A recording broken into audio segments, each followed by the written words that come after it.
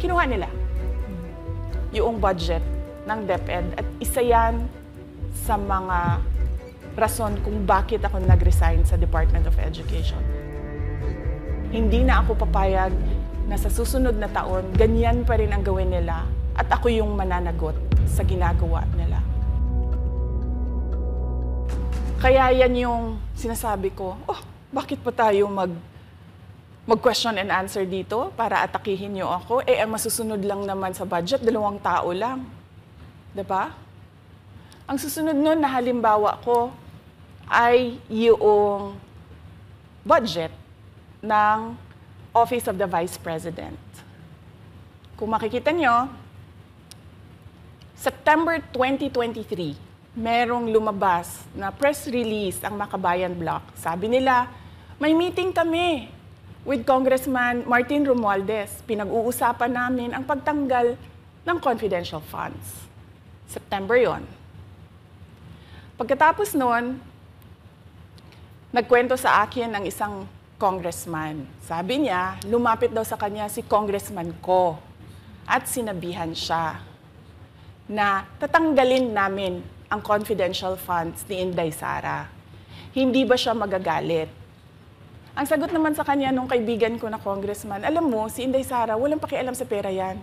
Magtatrabaho yan kahit anong budget. Alam niya yan. Dahil alam din niya, limitado ang pera ng gobyerno. Kaya magtatrabaho yan. Trabaho lang ang gusto niyan.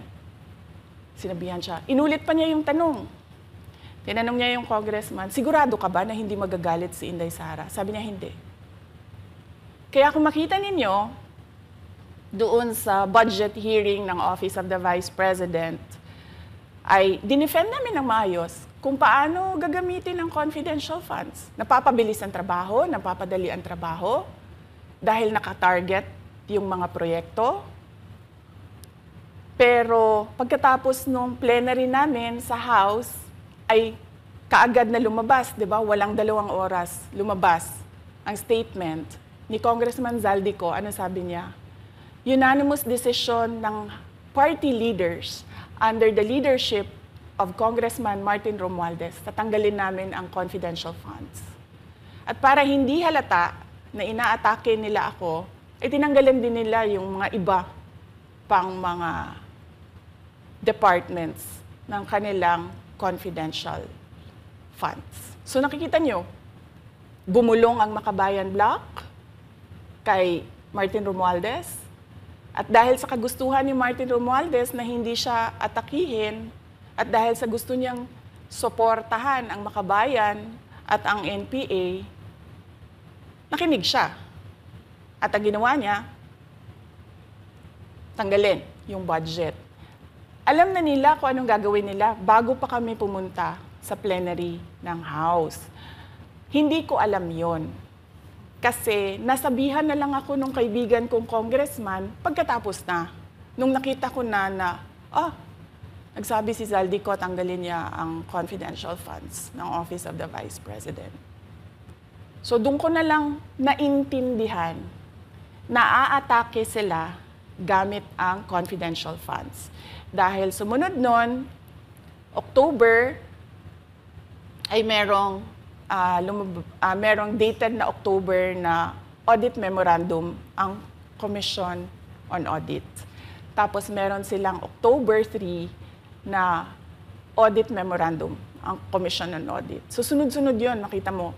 Naglabas ng press release ang Makabayan, nag-defend kami ng budget namin, nagsalita si Zaldico, lumabas ang mga AOM ng COA, September, October. Kaya yan din yung rason. Nung nakita na namin at na-confirm namin doon sa audit memorandum ng COA na ito na yon, confirmation ng pag-atake. Kasi hindi pa kami confirmed doon sa unang tanggalin namin yung confidential funds sa OVP. Ang konfirmasyon namin, noong nagba-budget hearing sila, at doon sa budget hearing, tinatanong nila, may AOM na ba? May AOM na ba?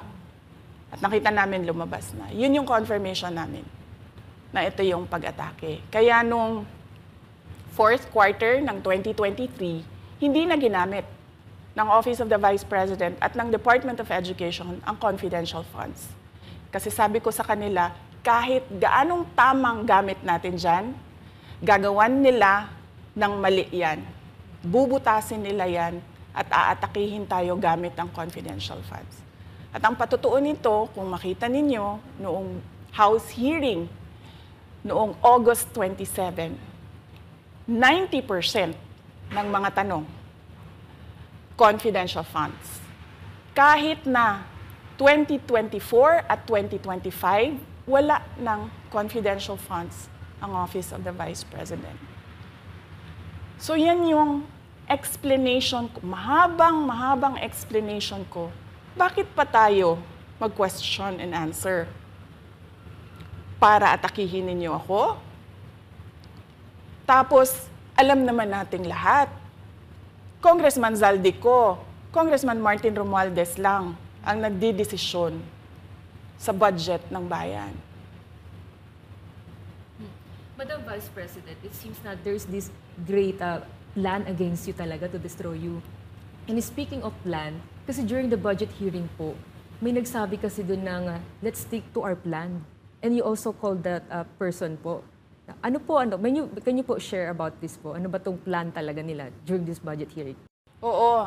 Doon sa budget hearing na nangyari noong August 27, nakita nyo na, meron na silang nakahandang PowerPoint presentation, meron na silang nakahandang audiovisual presentation, meron na silang nakahanda na script na binabasa, at yung isa pa nga na congresswoman na sabi niya, wala akong panahon, basta mahaba ito, hindi ko mabasa letter per letter. Pero kung makita mo, may nakahanda siya ng mga sagot sa mga sinabi namin sa Commission on Audit. Legal points na sinabi namin sa Commission on Audit.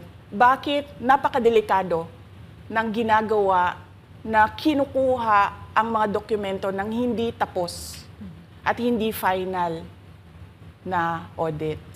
So kung makita mo, ganun yun, nakahanda sila. Makikita natin na let's stick to our plan, atakihin natin ito siya. Walang kinalaman sa kanyang Office of the Vice President 2025 budget proposal, kundi lahat ay may kinalaman sa confidential funds na matagal nang may kaso, 3 pa nga ang kaso sa Supreme Court, matagal nang pinapa-audit nila, at nagko-cooperate kami doon sa audit. Kaya makikita ninyo kung ulit-ulitin natin yung nangyari noong House budget hearing noong August 27. Meron silang plano na gamitin yon para siraan ako. At hindi lang sila tumitigil dyan. Kung makita ninyo, ngayon naman nasa DepEd budget sila ng pagsira ng pangalan ko. Kahit wala akong kinalaman doon sa mga observations ng Commission on Audit, sinasabi nila na kasalanan ni Inday Sara yan. At going back po dito sa budget hearing, Madam Vice President, kasi mukhang hindi talaga nagustuhan ng mga kongresista ang inyo pong naging sagot. At naglabas nga po sila ng kanilang statement about pa din dito sa confidential fund. And itong si Franz Castro, nagsabi siya dito nga daw ay posibleng ito ay isang impeachable offense. Ano pang reaction niyo dito? Hindi na bago ang usapin ng pag-impeach sa akin. Kung babalik tayo nung nakaraang taon, ay nagsalita na si Franz Castro noong November 2023.